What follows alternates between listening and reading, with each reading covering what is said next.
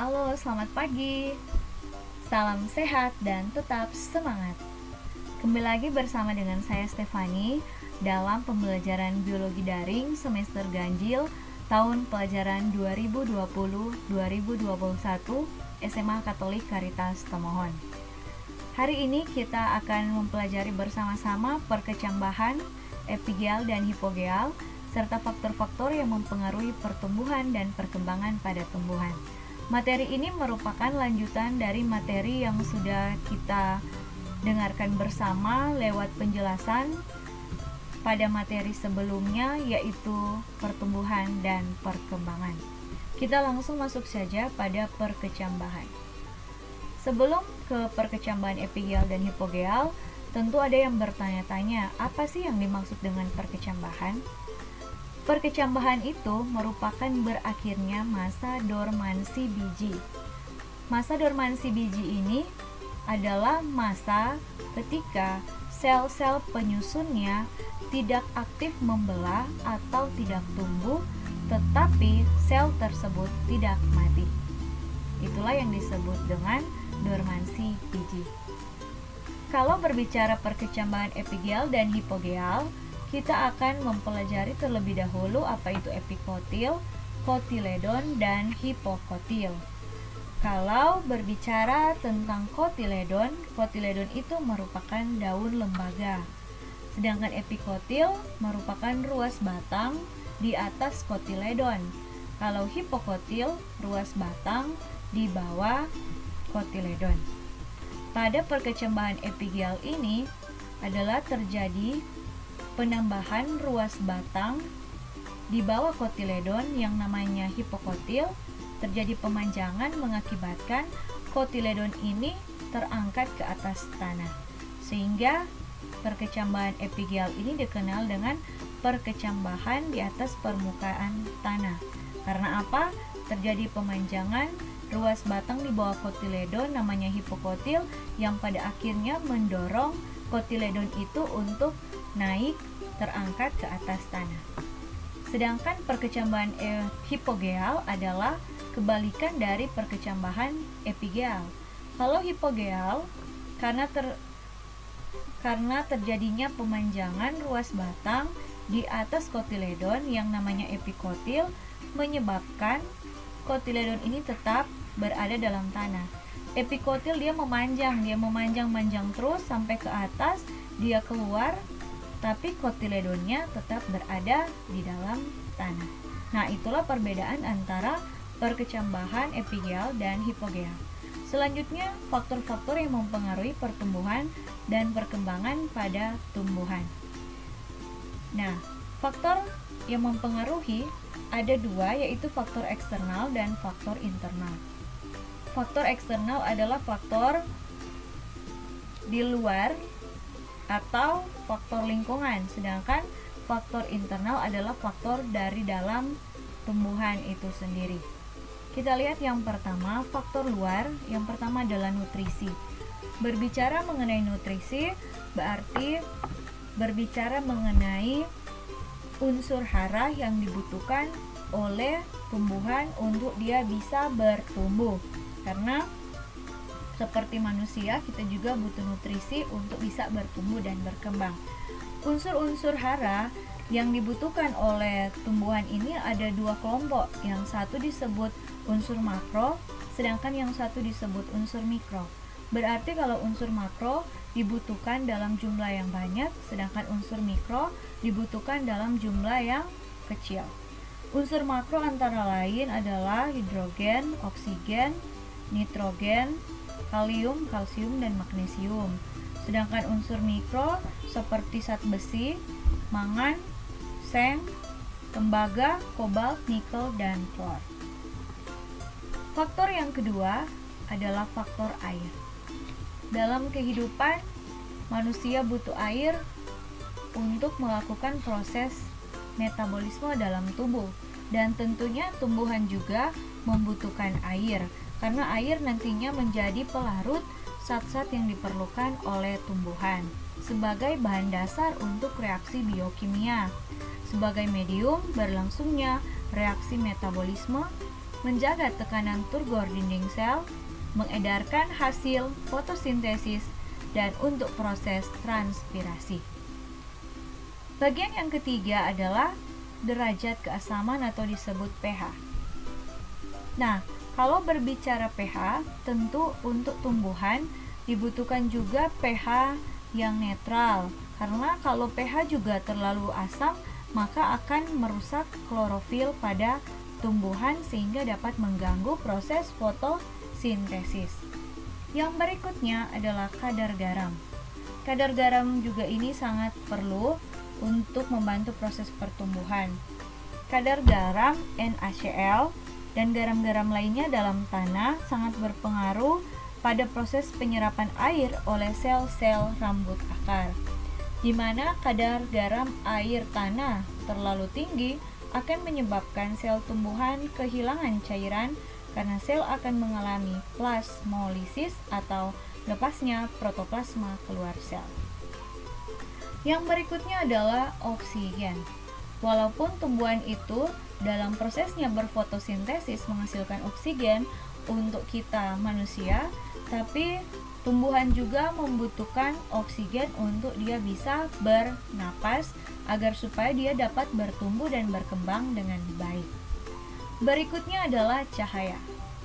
Ya, cahaya sangat dibutuhkan karena cahaya matahari ini sangat berpengaruh dalam proses fotosintesis.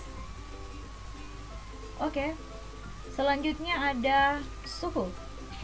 Suhu juga berpengaruh dalam pertumbuhan. Kenapa suhu itu mempengaruhi pertumbuhan dan perkembangan? Karena suhu itu dalam prosesnya, suhu itu merupakan faktor yang sangat mempengaruhi kerja dari enzim. Karena suhu yang kurang sesuai akan menyebabkan kerja enzim kurang optimal, sehingga dibutuhkan suhu optimum untuk kerja enzim. Karena dalam proses fotosintesis sebentar juga sangat dibutuhkan kerja enzim yang membantu untuk proses tersebut. Selanjutnya adalah kelembapan, di mana kelembapan udara maupun tanah sangat berkaitan dengan ketersediaan air. Kelembapan pada tanah sangat ditentukan oleh kandungan zat organik. Tumbuhan memiliki batas kemampuan beradaptasi terhadap tingkat kelembapan tertentu. Dan selanjutnya, faktor internal. Faktor internal yang pertama adalah, Anda bisa lihat ini adalah gen. Faktor internal yang pertama adalah gen.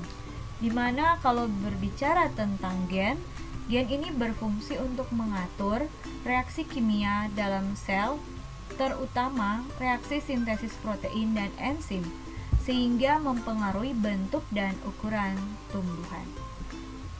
Dan selanjutnya, selain hormon gen, ada juga faktor internal lain, yaitu hormon. Yang pertama, hormon auksin.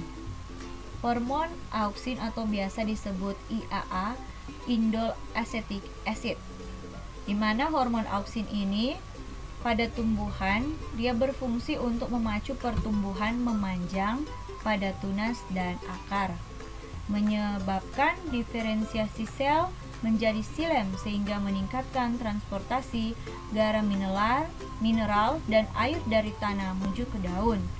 Dia akan merangsang pembentukan pembuluh floem dan xilem. Faktor internal yang kedua adalah hormon, yaitu hormon auksin, di mana hormon auksin ini ditemukan pertama kali oleh Frits Warmolt-Ween, ahli fisiologi dari Belanda pada tahun 1928, dan hormon auksin itu sendiri biasa disebut juga IAA atau indole acetic acid, yang dapat ditemukan pada ujung batang dan akar, kuncup daun, embrio tanaman, serta serbuk sari yang sedang tumbuh menjadi bulu serbuk sari. Fungsi auksin diantaranya memacu pertumbuhan memanjang pada tunas dan akar, menyebabkan diferensiasi sel, merangsang pembentukan pembuluh floem dan xilem, merangsang aktivitas kambium, merangsang pembengkokan batang, merangsang pembentukan akar lateral, merangsang perkembangan bunga dan buah, dan digunakan dalam pembuatan buah tanpa biji. Nah, hormon auksin itu sendiri, ini gambarnya bisa dijelaskan lewat gambar. Ini ada tumbuhan di mana di sini ada cahaya matahari tepat di atas tumbuhan itu. Auksin di sini seimbang baik di bagian kiri maupun kanan tumbuhan, sehingga terjadi pemanjangan yang seimbang antara batang yang satu ini dan yang di sini. Jadi tumbuhnya akan tumbuh lurus ke atas. Kenapa dengan gambar yang di samping ini? Gambar di samping ini jelas berbeda dengan yang bagian ini, di mana ada gambar cahaya matahari yang ada di samping, bukan berada tepat di tengah dari tumbuhan ini. Sehingga cahaya matahari menyinari tumbuhan ini, auksin akan bergerak menuju ke sisi gelapnya. Jadi dia tidak di sisi terang tapi sisi gelapnya di sini. Sehingga tumbuhan ini akan mencari matahari, cahaya matahari, karena auksin ini sudah mulai bergerak ke sisi gelap yang menyebabkan terjadinya pemanjangan bagian yang di sisi gelap ini lebih banyak. Sehingga ini tumbuhan akan membengkok, lama-lama membengkok ke cahaya matahari. Karena apa? Sudah tidak seimbang. Auksin di sini sudah lebih banyak dan auksin ini akan membantu dalam proses pemanjangan. Kita bisa lihat pada gambar ini. Ini jelasnya terlihat. Kalau ini auksinnya seimbang sehingga dia tumbuh lurus ke atas. Tapi kalau ini auksinnya hanya ada di sini, bagian gelap dari tumbuhan yang tidak terkena cahaya matahari, sehingga mengakibatkan tumbuhan ini akan tumbuh memanjang, membengkok ke arah cahaya matahari. Oke, selanjutnya hormon yang berikut adalah gibberellin. Gibberellin yang memiliki fungsi memacu pemanjangan dan pembelahan sel, memacu perkembangan embrio pada perkecambahan, mengakhiri dormansi pada biji dan kuncup, merangsang pertumbuhan bunga lebih awal, memperbesar ukuran buah, dan tentunya dia berperan dalam pembentukan buah tanpa biji. Anda bisa lihat, ini pada saat perkembangan embrio, gibberellin juga mempengaruhi, sedangkan yang ini terjadi pertumbuhan buah yang tanpa biji. Hormon gibberellin itu sendiri pertama kali ditemukan oleh ilmuwan Jepang Eiichi Kurosawa pada tahun 1926. Yang berikut adalah gas etilen. Nah, kalau gas etilen ini yang biasa sebenarnya kita tahu sehari-hari. Kalau ada tumbuhan yang belum matang atau belum masak, contohnya pisang, biasanya pisang itu dari masih mentah sudah dipotong dan pisang itu disimpan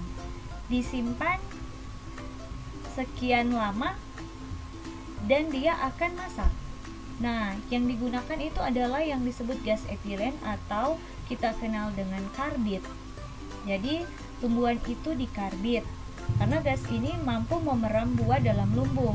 Gas etilen ini disebut juga gas karbit yang sering digunakan untuk memeram buah-buahan agar cepat masak.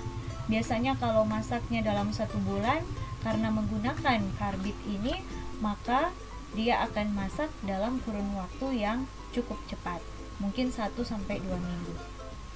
Oke, selanjutnya gas etilen ini berfungsi mempercepat proses pematangan buah dan berperan dalam proses pengguguran daun.